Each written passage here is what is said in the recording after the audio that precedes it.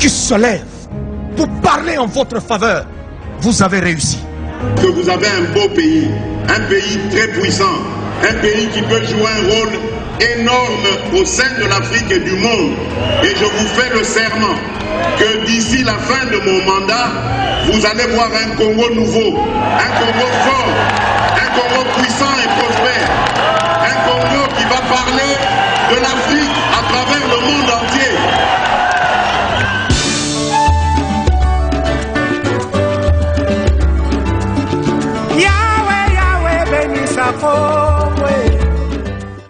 Bonjour et bienvenue à toutes et à tous dans votre magazine Qui. Il est temps pour moi de vous informer. Voilà pourquoi je vous donne le point essentiel de l'actualité. La Cour constitutionnelle de la République démocratique du Congo s'apprête à élire son nouveau président. Le mandat du président des très stratégiques cours constitutionnelles s'achève le 11 avril. Les tractations autour de son successeur sont directement initiées. Voilà pourquoi les proches du président de la République, Félix-Antoine Tshisekedi Tshilombo, préfèrent voir Dieudonné Kalouba, l'un des avocats de la République dans le procès Vital Kamerhe, prendre la tête de la Cour constitutionnelle. Et puis Guy Patrice Lumumba, l'un des fils du fait Patrice Emery Lumumba, a saisi les rois de la Belgique, Philippe Ier, pour exprimer son opposition à l'idée de rapatrier les restes du corps de son père en République démocratique du Congo, l'annonce faite par le président de la République, Félix-Antoine Tshisekedi Tshilombo. À ce sujet, signalons que Guy Patrice Lumumba dit s'opposer à cette initiative pour autant de raisons. Et cette opération devait bien se faire le 30 juin 2021 pour le cadre de la 61e anniversaire de l'indépendance de notre pays. Allons-y à présent dans la province du Haut-Katanga. Signalons que le sénateur à vie Joseph Kabila Kabange a rendu les hommages à l'archevêque de Lubumbashi, monsieur Jean-Pierre Tafunga Mbayo, décédé le 31 mars dernier. Il a été bel et bien dans la salle cathédrale Saint-Jean, Saint-Pierre et Paul, là où il a déposé sa gerbe de fleurs avant le livre d'or apprêté pour la circonstance. Nous sommes maintenant dans le ministère des Infrastructures et Travaux Publics. C'est hier que le vice-ministre Willy Ngopo a remis officiellement les engins pour le maintien de voiries dans la capitale province d'Ikassa et de Kinshasa. Cette opération s'est déroulée en présence de l'ambassadeur de Japon parce que cet accord a été signé depuis 2018 entre la République démocratique du Congo et le Japon. Et puis l'Assemblée nationale. Aujourd'hui, les députés nationaux sont attendus de participer à la plénière qui va bel et bien se faire aujourd'hui dans la salle des congrès du Palais du Peuple. À l'ordre du jour, il y a l'adoption de l'ordre du jour et l'examination du rapport de la Commission électorale nationale indépendante, la CENI. Nous allons finir à la présidence pour vous dire que le président de la République, Félix-Antoine Tshisekedi Tshilombo, va précéder ce vendredi 9 avril de l'année en cours au stade de Tata Raphaël au lancement des travaux de réhabilitation des sites retenus pour abriter le 9e jeu de la francophonie qui auront lieu à Kinshasa du 19 au 28 août 2021. Encore une fois, bonjour. Et je vous dis que ce magazine continue sur ces plateaux avec nos invités du jour pour le décryptage de certaines actualités. À ma droite, j'ai celui qu'on appelle le secrétaire fédéral de Fonon de l'IDPS Tshisekedi, chargé en matière de l'organisation et implantation, monsieur Kazadi Moukeba, Évariste Z, à qui je dis bonjour. Bonjour, messieurs les journalistes. Et puis, à ma gauche, j'ai madame Iguette Mianza Milami, la maman du défunt Exaucé Tazi, l'enfant qui a été massacré par le garde du corps du député Lebé, membre du PPRD, les propriétaires du flat hotel Bibi Play. Maman Mbote. Mbote papa. Sango boni. Sango toeli bino eza sango ya mwana na biso Exaucé Tazi. Oyo babetaki masasi depuis le 24 mars. ti lelo suite moko te. Merci beaucoup. Avant de bel et bien continuer avec ce sujet, c'est vraiment un sujet phare. Je préfère que nous puissions bel et bien aujourd'hui décrypter dans la langue quinoise, les lingala, pour que les compatriotes qui sont déjà branchés puissent vraiment nous suivre dans de bonnes conditions.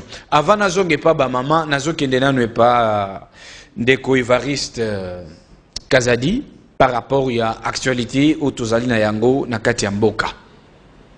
Bonina no masolo ya parti na biso IDPS pour le moment ils en ndengeni. Oui, parti IDPS ça évolue à merveille. Donc toza toujours ko continuer ba travaux na biso et toujours préparer ba descente na niveau ya ba section pe ba cellule pour na ko redynamiser, ko continuer ko redynamiser ndenge yemoko mwana bute secrétaire général à lancaki déjà lancement ya ba installation et biso pe tozo continuer yango ndengwa. Merci beaucoup. Tozo yebate pour le moment il y a azakolo ba vérité. Bosolo isa ipanan. Oya lobby gouvernement ko bimanso ki président Zongi. Oya lobby te isa sous cadeau à pacte isa préfète Pascal. Oya lobby te il reste des petites choses nazo yebate au sein de l'IDPS. Qu'est-ce qui ne va pas? Qui dit la vérité pour la sortie du gouvernement? Bon, sortie à gouvernement. En tout cas, moi je suis secrétaire fédéral à l'organisation. Sorti à gouvernement, Ezali, bongo secret à chef de l'État. Alors, Ozomonake, bato belé, bazo tatone. Oya Roloba, était comme ma vendredi, oya ma samedi et tout ça. Mais moi je peux vous rassurer et puis vous dire que Ezali, sekele et chef de l'État, Yemoko, na premier ministre dont je ne sais pas entrer na katia secret wana. C'est-à-dire ba onyon so baleke wa bazoko sa ba mboka ba ko landa biso na bitando ike. Yondo lobi ngome ngana biso keza secret à chef de l'État na premier ministre na.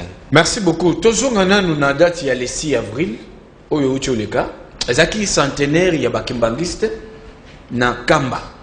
Tomoni président de la République a eu décision liboso ya ba président ya deux chambres, il y a Assemblée nationale na Sénat pour que journée Oyo est à la chômée payée.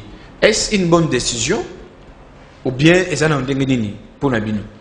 Bon, pour Nabiso, en tout cas, na CPLA qui m'a cassé dans la nouvelle, bien que Nazala qui en direct na médiaté, j'ai été informé par la suite que le chef de l'État Outiko a annoncé que le 6 avril, Oezala qui bongo nani chef kimbangiste donc Papa Simo Kimbango Atikaki Akitaki Biso, Ezala bongo date moko férié, journée moko férié, chômé payé. Alors on a sepela qui makasi parce que Simo Kimbangu na kati ya histoire ba congolais azali moko oyoyo lumière esengeli tolanda. Lokola ndenge to mona ka soko kei na Chine bazana Bouddha. Soko kei na ba différents pays, OK na ba indien bazana oya bango, biso pe na kati ya Congo, référence na biso, bien que il y a plusieurs Congo est un pays moko laïque. Mais du moins, référence na bisoto pe na histoire et la religion, Simo Kimbango est en train de jouer vraiment quelque chose à Makasi. Donc, azo mérité kozala vraiment journée on est à la bongo chômé payé n'engé chef de l'État lobaki. Mais lingo lobate parce que na mona ina ba réseaux sociaux batumso ba biote ngape jour na église na ngé kokisa 100 ans. Ngape na kota mais tu as fait quelle histoire? Mais c'est tout à fait normal parce que ba église ezebelé ou participer dans ma solo ya mboka Congo. Alors on ne sait pas ce qui paye en Weko qui 100 ans, donc il faut comme un férié payer. C'est très différent. Tout le monde a histoire bien. Histoire, il y a Simo Kimbango comparé à mon église Nini. Église des rêves Nino comparé à mon histoire, il y a Simo Papa Simo Kimbango. Non, Aza Icon. Merci beaucoup. Aza Icon par rapport à la déclaration de Ndenge Bouti Koloba. Sikoyo, les lots n'a pas un souci belé na katia monté, mais surtout en amont na ba maman ba télémi boyé. Lobina nous pour votre information, Nayambaki Maman Morobo Awa, Azali coordonnatrice, il y a ONG, il y a encadrement des enfants, de mini et des œuvrés. Maintenant, ce qui maman n'a pas kolela, pour na ba na oya botiti. Maintenant, les lots na moni ba maman wasko ba ye, pour na moi na bango ba boti, na ju massage on dirait mbo on dirait nyama. Bon, tozonga kuna après. Tout le balance qu'on a au Italie, gouvernement il y a union sacrée. Dispute des postes, tout le monde veut devenir ministre. Les lots où il y a un gouvernement bimi et que mon konamba au bako bunda ami continue gouvernement ti. Avenir nini union sacrée kuzana. Au moins que wenge ko panza. Ndeko journaliste na zoe bisayo que après sortie à gouvernement, il y a union sacrée. eza na ba oyo ba yaki na union sacrée pona ko servir peuple congolais. Donc ceux qui déjà muto yaki na image yake na servir peuple congolais na monique FCC cache ezalaki blocage pona épanouissement ya mboka. Mais lelo oyo union sacrée eye vometo ke na union sacrée parce que solandi ba déclaration ya bato nyonso bayaka na union sacrée ba olobaka ke noté to balbanda ko lobaka to na union sacrée parce que to monique FCC cache ezali eloko mo boye bloquer mboka et tout. Mais lelo muto se retrouver na côté oyo yaki pona ko lobaka non na ye pona ko soutenir enfin que mboka etambola. Lelo lobisoki abimi ministre c'était parce que gouvernement cause par exemple il y a 45 ministères. Est-ce que avec 1000 personnes bangono so ba candidat ba kozala ba ministre c'est impossible. Mais soki mutu alolenge wana aye azuite oyebi da ke no gouvernement cause na 45 ministères. Oye ozuite obimité on suppose oye toyebi ka ke no ba misusu ba kobima ba kozwa ba misusu ba kozwa pété. Mais soko ozuite ofandi ezate ke no pour servir mboka na yo po opesa mayele ya malamu na kati ya mboka na yo il faut kozala ministre. Non, moi je dis c'est faux. Oya kolongo après on a parce que si poste était il faut comprendre que baza bato ba yaki na bango pona shida. Mais excusez, dernièrement na yamba ki moko ya batu ya IDPS na kombo ya parti l'Union Kwatembe. Parti Ntumba oui, na posé une question oyo. Batu belé bazwa na union sacrée. Bozo mon antique ba komema boulou et que pour pas troubler sous chef de l'État, le ba quitter ces gens-là sont en train de venir pour servir le peuple. Maintenant les loyo ba komyo bunda pona ba poste. Est-ce que ba poste bango bazo bundela kuna eza pona intérêt ya peuple to pe intérêt na bango moko. Ozo mon antique boulou et que tozaki na ngona FCC cash et zongi lisu na union sacrée. Te boulou et que ya FCC cash eza yango te ndezongi na union sacrée. Mais ndeko nangai na rassurer que union sacrée gouvernement tango zo bima batu eza pona ba intérêt na bango te parce que biso oyo ndenge na telemi boye na fandi na plateau na yo tozali wana ba gardien ya temple. Donc de la même manière ndenge to dénonça ki ba irrégularité na kati ya gouvernement oyo eleka ki ya FCC cash toza wana pe pona ko garder temple na biso soki oyo nyonso to azoya na image ya keso akoti na gouvernement ya union sacrée ezali cop en tout cas ba ozala dessus. Mais moi je peux vous informer que ezana ba misusu liboso atozo kende za parce que batnon va comprendre malamu te. Mais liboso atozo kende et comme apena mutu ba ya ko proposer yo il faut za la ministre yo po boyi olobite pona za ministre pona za na ba condition parce que ezali pena système ya fimbu système ya état de droit au koti ministre ndenge za wana il faut ça la pona population. Soki obimi oke okanise ke note na okota kuna pona nazala riche famille nangé comme tour à famille nanga en tout cas ba te belé ba ozala dessus. Parce que tu côté mais là vraiment illicite. Il y a gouvernement bah ebisa ki biso que gouvernement il faut effectif à la réduit à 30%. Donc normalement il fallait être à 45 ou bien 47 ministères. Mais chose grave que lobby na réunion au Jamarta bon 520 giga asala gina ba député au bazali ko sala lisanga union sacrée. A lobby na bango que c'est sous 47 était et comme 55. Pourquoi bobakisi les sous pas boloba qu'il faut équitable? Pourquoi budget amboka ezali mingi consommé dans le gouvernement?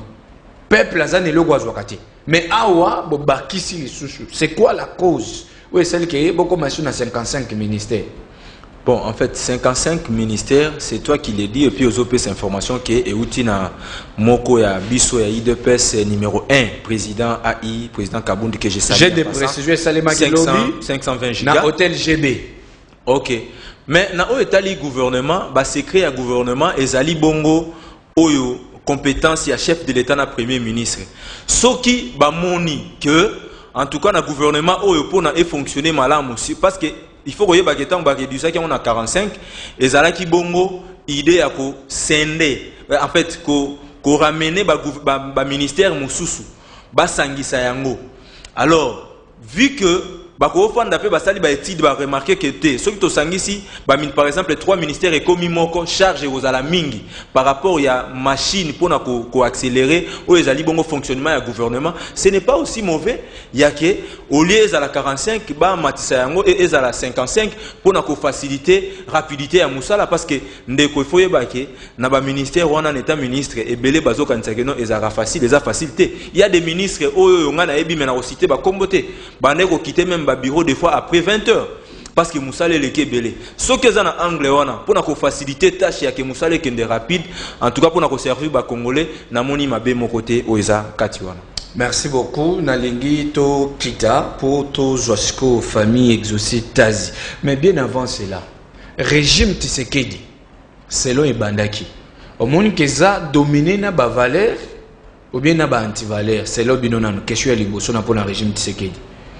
Pour le régime, dans le régime Tshisekedi, des régime na biso ne mutozali, mais moi je te dis que le régime Tshisekedi déjà vraiment à 80% avec des valeurs. Avec des valeurs. Parce que ceux qui présentent les alliés pour réclamer des valeurs. Merci beaucoup. Au lobby, 80% de valeurs régime Tshisekedi. Si. Merci beaucoup. Maintenant, comment expliquez-vous un régime où il y a 80% il y a valeur, la corruption est dedans. Dans le moment où le peuple a connu quoi. Mais vous permettez d'aller corrompre des députés, na ba dupe, na 150 000 $, pour qu'il y ait des registres dans l'Union sacrée.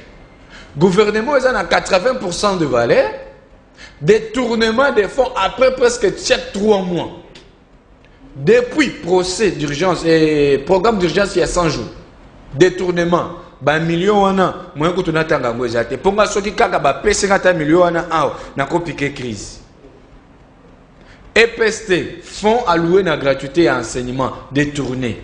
Bato bako kufa na est. Awa na kini awa. Na bana, bako boma bango. Na province ya ba Congo. Et les députés même, bako mio bundisa bato ba votaka ba. Comment est-ce que yozo le bageboza na 80% ya ba valeur? Ok, ndeko nazo lukako yebisayo, quand je dis 80% ya ba valeur, il faut yebake eza esengo makasi parce que tango to koti na pouvoir ndele lo bato bakomi pe koyeba ke koyemba état de droit. État de droit ezali état o efani na ba valeur. Tango zolobela non tango zolobela tango zoloba corruption tango zoloba corruption ngai nazo seka parce que même aux États-Unis ba pays yo bazali ba fandisa déjà mibeko corruption ezali. Mais différence des alignes. On dit que Bokena corrompre bateau. Non, moi non. On a le bateau que corruption les alignes. Nazo comme na niveau na yo parce que le but que non il y a des détournements, il y a la corruption, et tout ça. Il y a on appelle sur exemple que non na selon actualité il y a les lots États-Unis est le premier pays. Il y a on a cité le que même na États-Unis corruption les alignes. Mais elingo le bateau que nazo défendre corruption, tu peux nazo défendre détournement. Non, nazo comme wana. Na lingo le banini. Parlant na yiko yebiso que détournement exact que biso to accéder na pouvoir au bout de 2 ans to silisi détournement. Au bout de 2 ans to silisi corruption. Té ezali processus. Donc état de droit c'est un processus oyo régime Tshisekedi aye na yango pona kokotisa na mboka afin que tokende vers ya réduction ya pourcentage ya to ya pourcentage topé ya pourcentage ozaki élevé na ba détourneur et puis na corruption. Lelo oyo tomoni ba procès Kamere ex-directeur de cabinet à chef de l'État yo tikala ikomona pendant 18 ans topé 21 ans ya reine ya Afdel batikali ko sambisa même bourgmestre na époque ya Kabila ezalate ngana mona yango te mais tala ba yo ko sambisa directeur de cabinet à chef de l'État. C'est quelle personnalité? Oh bah sambisi peut ba condamner. C'est pour te dire que yango na yebiso que moment il y a pouvoir, il y a UDPS et Zali ko gérer na ba valeur à plus de 80%. Quand je dis plus de 80%, tout le monde y va procès. Le lot va condamner nani procès à Rossi Mukendi et Fongamaki. Et Zali parce que il y a eu des valeurs, mais Rossi Mukendi a été assassiné c'est depuis Kabila. Régime passé, est-ce que Batikala Kosambisaye, ça fait partie à ma valeur. Tu es comme on a les lots IDPS na pouvoir. Régime et l'équipe pendant 18 ans. Batikala biso et l'oroté. Mais les lots biso tozali na 4 bateaux, il y a bateaux de pêche. Et ça li ba valeur. Les lots tozali na gratuité. Constitution na biso ba voté en 2006 gratuité jusqu'à présent na yebisio gratuité na yebisio constitution a été votée depuis 2006 gratuité enseignement ezala na kati wana depuis 2006 style ba ko expliquer biso pourquoi ba ko exécuter ngo et ko zala exécuter seulement en avènement ya Tshisekedi na pouvoir c'est parce que azamutu topé IDPS to koli na ba valeur pour na biso vaut mieux tout ça la pona batu parce que mokonzi azalaka pona batu et non batu pona mokonzi. Donc ce sont là des valeurs qui Vital Kamerhe na batu misu wana bo condamner bango mais ba poser une question boye. Directeur ya Sekopé na inspecteur wana na procès ya IPST baza condamné. Mais pourquoi le ministre Titel a condamné té? Ndeko na yebi ke tolanda ki biso na bino très bien rapport ya IGF. Rapport ya IGF ba cité 6 personnes. Balobi 6 et il y a 6 personnes na kati ya likopawana ya gratuité. Na kati ya 6 personnes ba condamner à peine 2 personnes. Mais pourquoi il faut battre balenga lenga? Moi je vous dis que parce que 4 wana ba ozela na les 4 wana non parce que zaki 6 ceux ba condamner eza procédure. Justice ezara procédure. Justice est gros bandalelo pour éviter place et au souka camp. Mais je vous dis, le col a déjà 6 personnes on a bazali rapport et peut ça y déjà que 6 personnes bazana 4. Je vous assure que liboso a boromona bato minene ba okangama. Et puis na ko entamé par rapport ya ondengo lobby à ba valeur. En rapport na ba valeur. Yango no moni lelo oyo batie bazocha commission à 15 personnes pour na kotala makambo etali ba guerre ya est. Guerre à est, il y avait à boire et à manger. Ba député belé bazala ki na Kinshasa, bazana Kinshasa, mais azo rouler na ba jeep na makila ya bandeko na e. Nyonso wana lelo oyo ezali ba valeur oyo Félix Tshisekedi aye nango. Soto bito na banda ko relater ba action au chef de l'État sali pendant 2 ans ya IDPS na pouvoir. Je te dis et monsieur aussi là. Merci beaucoup. Bana mboka ba union soba kolanda biso. Tolingi to chité na dossier oyo etelemisi ba maman oyo batiki bandaku bae awa toyoka bango baeli nini mais avant yango est-ce que réellement na Congo Kinshasa état de droit est respecté ou pas? Est-ce réellement le peuple d'abord? C'est une réalité ou juste un slogan de distraction? Est-ce réellement dans ces pays y a-t-il la justice indépendante, oui ou non? Est-ce dans ces pays un citoyen congolais a-t-il la protection totale, la sécurité bien assurée, oui ou non? Avant tout banda de bana ba maman, j'ai quelques dossiers du jour sur ces plateaux. Manifestation na Beni na Butembo pour na départ ya Monisco. José Marie Foko alobi boy. Ko benga na Monisco eza solution te. Asuki kakawana. Syncope azo proposé boy. Pour la Kimia Ekota, batia mise en place, il y a un cadre permanent de concertation et de cohésion pour épaisser ça Kimia. Et puis azolo banaba oyo bazali impliqué na ba massacre ya est. Botika oboma bande konabino, eza normalité. Christian Mwando azali cadre ya ensemble de la République ya Moïse Katumbi Tchapo. Malgré que présidium ya la Muka et le baki que Katumbi Nambemba basali auto exclusion na la Muka et fait adhérer na union sacrée. Christian Mwando lobby pas question. Le 10 avril il faut Moïse Ajoua présidence ya la Muka par rapport à la convention na Barodenge Salema selon article 6 alinéa 4 et 5. Et puis, chose grave, il déplace au pouvoir. Mais, l'ambassade ya Congo, libanda mboka, bazo bengana yango, bakangeli bango ba porte, baza mezela kofuta ba loyauté. Eza motuna te na lekigaka. Société ya Transki na Kinshasa na yebite ekufa to pezali. Tomona kango lisusu te. Ce qui est mon année, c'est que moi, je suis une victoire ou une intendance. À part, on a un soutien. Et Koufa, tu es allé. Ce qui est allé, tu as besoin de mon ayango. Dengue, Transco, quand même, ça va. Le bâton, on l'appelle Transkin, parce que nous faisons ça là, honneur. Yambo cannabis. Parce qu'il y a mon 18 ans, il a eu 130. Kinshasa. Mais les lobbies sont 200, 430. Kinshasa. Yozo Baka wana Ozolo Baka wana balibaka nga ambassade ya Congo à l'étranger mbongo kofuta ezate makambo soni pona Congo vraiment nazo ebate ba nyonso bazolanda biso tolingi to chité na dossier na mona kibino na marche yango nanu ezaki na marche ni Non, marche to salaki ezali. Bozana pouvoir, ba marche yango pe si la raté. Parti au pouvoir. Nazo yebate. Boluka na oni. Te bozo comprendre nde IDPS te. Bozo comprendre IDPS te. Mais avec le temps, bat ba o ça n'a pas comprendre IDPS. C'est bon, marche au salaki ezaki na yanini. Marche to salaki ezali yango no bomoni ba mama na plateau, marche to salaki ezalaki pona exaucer tazi. Leke yangai, moano yangai, neveu nangai, nde ba bomaki. Donc quand je dis leke yangai, neveu yangai, parce que ngai naza na niveau ya fédération, naza na niveau ya fédération funa, donc exaucer tazi aza moko ya ba électeur ya 2023 lobby. Na lo baté ka ko voter nga, akoye pe ko voter lebe, akoye pe ko voter même les bourgmestres kadima, akoye ko voter n'importe qui, mais vie humaine est sacrée. Yango no monaki to marchaki na linga ko talisa na mokilike IDPS tant to pronaka état de droit, tozo prôner état de droit même si na régime na biso nde différence ya régime passé na régime alelo.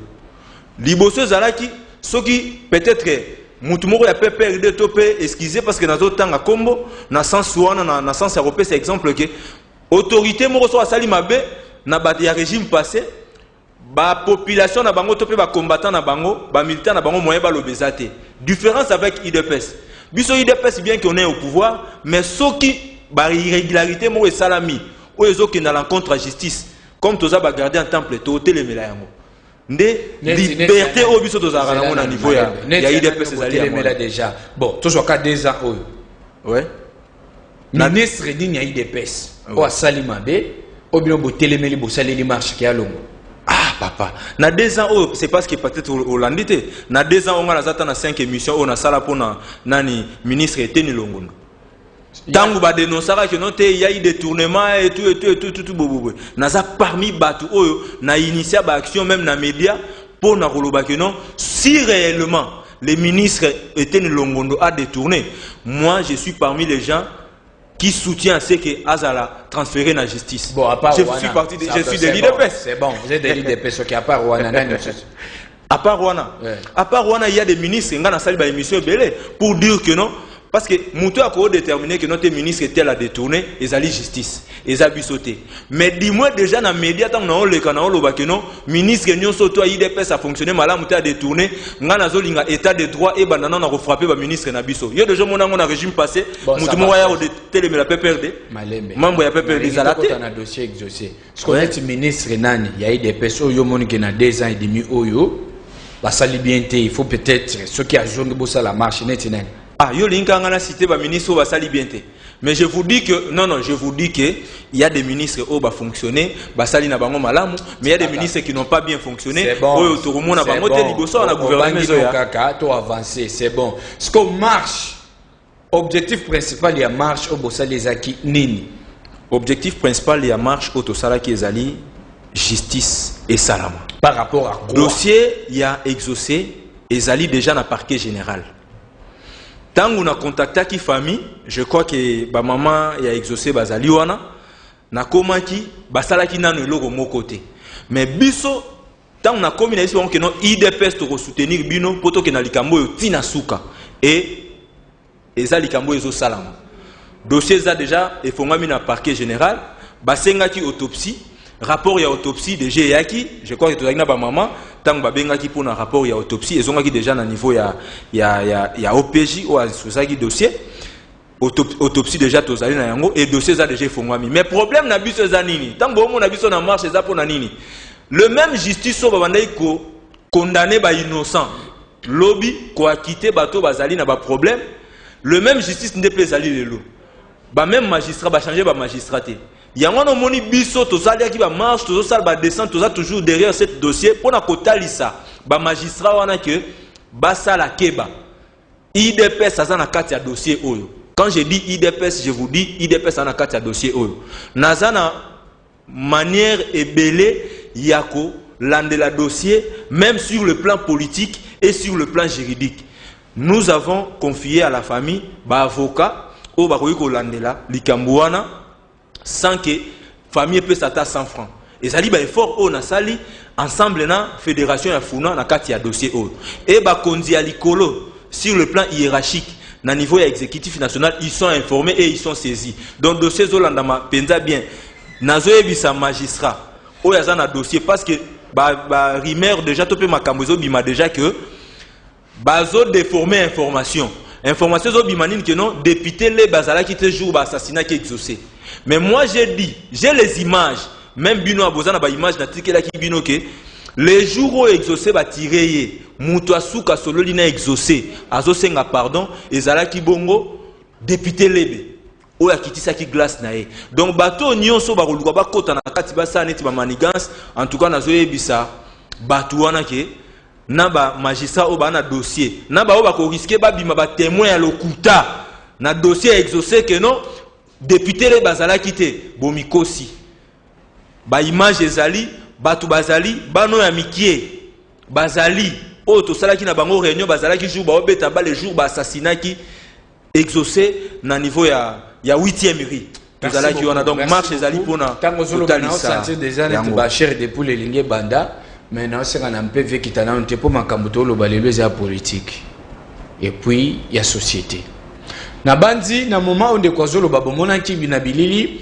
elongi ya ndeko na biso exaucé tazi o wa piazo ki lisasi bon nazo so ngana ne pas maman Iget maman le qui exaucé dossier oyo salemi na ndenge nini poete exaucé zo lisasi akufa nani abomi exaucé e bandi ndenge nini e na moment oyo nini zo salemi. Merci. Mutu abomisi exaucé en fait ezali honorable Lebe Mupia Florent. Ce qui nazo bakiza honorable Lebe Mupia Florent parce que yenda zalaki na kati ya jeep na ye. Alors garde na ye akoyi kozwa kaka arme boete po beta sans autorisation ya mokonzi na ye. Yango wana nazoloba ke non mutu abomeli biso mwana ezali honorable député Lebe. Donc toi na posa justice nde esa msana ngo pona mwana biso exaucé tazi. Merci beaucoup. Bon, et bandaki na ndenge nini? Ezaki na kati ya lupangu na nzela ezaki wapi? Bon, ezaki na nzela exaucé ba utaki matonge kobeta play na retour na bango lokola mbule ezaki kobeta mwa mke aisi baninga ne tokende lero parce que mona maya kalamu ekotonda tozwa moyo kati ya te tokende bakomi bien na 8e mairie bakuta bana moko ya mikie bazobeta babale oyo ya ba milangi ya plastique na sima na bango bayoki pipi batali na sima nde babeta pipi bana ana mikie bazoyoka makelele wana te bao continuer baje na bango. Alors député a poussé jeep kaka mwa mkie liboso na bango mbamako bamoni présence à garde na ye akiti. Donc garde na akiti azuka arme te kra mbamako bana mikio banda beta bale bapanzani na kopanzana ana bakimi exaucé zaki na retard ya kokima kozala exaucé zaki na retard ya kokima anga baluka boye garde na yebisi ya telema na kotelema ana mwana tali na mpanzi ya moni vitre ya glace ya papa Lebe ekiti mwana moni Lebe o ya yebi donc exaucé amona na Lebe boye face à face. Voilà batala na ki vraiment abenge na kombo afukami abenge na kombo papa Lebe ezanga exaucé na zoleka na ngai tanga lobinde ngwana papa Lebe amatisi vitre na ye na komatisa vitre na ye exaucé tango atelemi po baluka kende nde lisasi ebeti tout na mkongo exaucé ebimi na cœur. My God. Na moment wana bamisusu déjà baoke masasi bazaki deya ya obatama mais exaucé ye moko par force ya mwana mobali akimi mbangu tina dispensaire oyo eza le plus proche ya ndaku tanga komi kuna akwei batali ye babite eza lisasi eza kana biso te baningane balandaki ye muke bazwi ye batie na mkongo bamemi ye mpo bakende na kankokolo place balobaki mais dispensaire moko ezalaki na muke oka mama bandaki kolanda na nsima bite tokoma neno na Saint-Luc na 4e mairie mpo bazwa sone bakomi mpe kuna 4e mairie babika lisasi ya kana biso te eza ka ya kankokolo. le temps bazwa mwana po bazwa taxi bazoboya kotelemisa ta wana bazwika muta moto moko abimi wana memi bango tika kokolo donc bakoma ekutu pas même na porte ezosa sandi pe akataki motema. Merci beaucoup. Siko tango exaucé akati motema ti lelo député le batikala komona na tate asolola na famille elo komote nanu te ata mwa mukanda moko boye eloko te mais tango biso tokende po to ambome mwana okuto yokaki ke bavoka na ye babengaki biso na commune mais biso tosala discussion na ndako no biso tokende te abenga biso bwendeni tant toke kuna ba biso te fo bokende parce que lebe aye na mwa mbongo pa pesa no bosala makambo ya mikie mais biso famille tozwaki mbongo wana te ale toyesi bango kena tokende morgue tant toke morgue toke kuta déjà bavoka na ye na morgue tant tokomi kuna bavoka na ye baprésente biso $30 oyo eza na valeur à 60 000 francs. $30 pour bossa nango nini? Bon, toyebi te idée na ba ezaki ndeni. C'est que pour na bango valeur exaucée ça $30. C'est bon maman, c'est là nan. La justice de ce pays tozana posa to mona impact na yango na kati ya mboka na biso. Boko boma moto bomoni on dirait nyama. Ozupe courage otinda $30 na famille. Oza sabotage total. Quel insulte.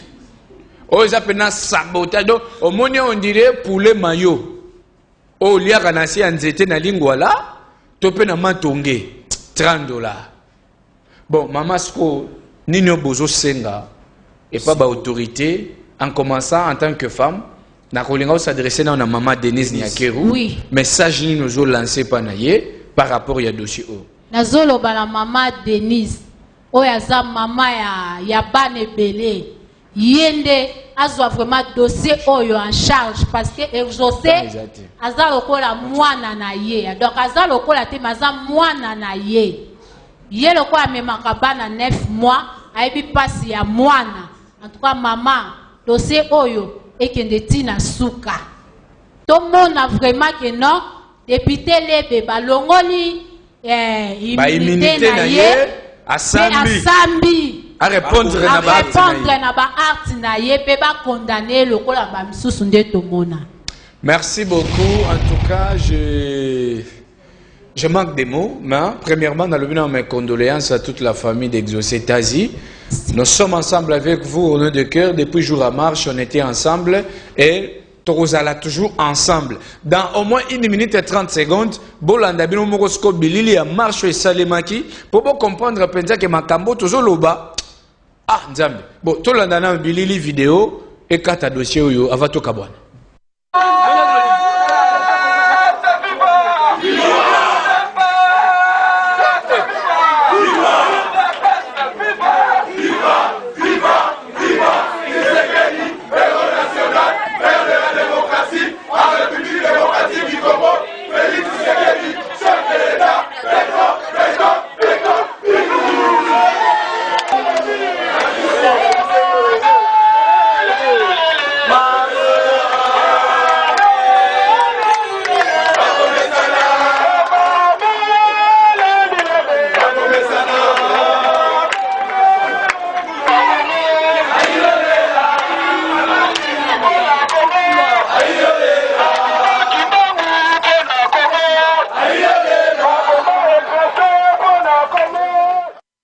Merci beaucoup, Bana Congo, Bana Kin, toutes les 26 provinces, Bolanda Biso, Toza, na Kinshasa, na PES TV, de ceux qui, aux na décodeur TNTT, aux na hésité, Landa Biso, na YouTube, Beta Kinani TV, aux intégralité, ya émission na Biso Oyo, pour Landa réalité, Toza na Yango A. En fait, Tozo Senga Penza, justice et Salema, na Banzi, Toza peut déjà na souka émission na Biso, avant Tokabwana, une question. Vrai ou faux? Diaspora ya IDPS, ils ont valorisé que les combattants à Kinshasa. Ah, c'est faux. Maman Iget, les loba souka na baibazo landa biso pour to komi na souka maso na biso lelo. To peux ko pesa pe malobe pa maman kulutu na 20 secondes. Pesa ka micro, aloba bilili zozo emba moko. Loba souka o nga na zo loba et pas ya député awanga na te azali papa ayebi ki azalaki na kati ya mutuka po ye moko atunaki soda na ye est-ce que obeti masasi atali na nsima amoni ke alobi ke babetaki na vitre na ye azala papa alanda décision ya leta oyo bakozwila ye parce que mabe soki esalami biso nyonso toza lelo na mibeko ozomona toza na kati ya mibeko ntango obomi il faut zwa etumbu na yo po obomi mwana moke ya 16 ans. Merci beaucoup à tous ceux qui nous ont été fidèles. Merci à tous les fans de ce magazine. Merci à toute l'équipe technique qui m'a accompagné, au réalisateur Olivier Chims. J'ai dit merci à l'ingénieur Lubaki, merci à notre secrétaire Nathan et pourquoi pas à mon directeur technique Gimbemba Numbi. Bien de bonnes choses à vous, à tous ceux qui ont été avec nous. Je n'oublie pas les caméramans qui m'ont toujours aidé, Bati, Mou, Yalo, BM, bien de bonnes choses à vous. Je vous dis au revoir. Quand vous avez une voix qui se lève pour parler en votre faveur, vous avez réussi. Que vous avez un beau pays, un pays très puissant, un pays qui peut jouer un rôle énorme au sein de l'Afrique et du monde. Et je vous fais le serment que d'ici la fin de mon mandat, vous allez voir un Congo nouveau, un Congo fort, un Congo puissant et prospère, un Congo qui va parler de l'Afrique à travers le monde entier.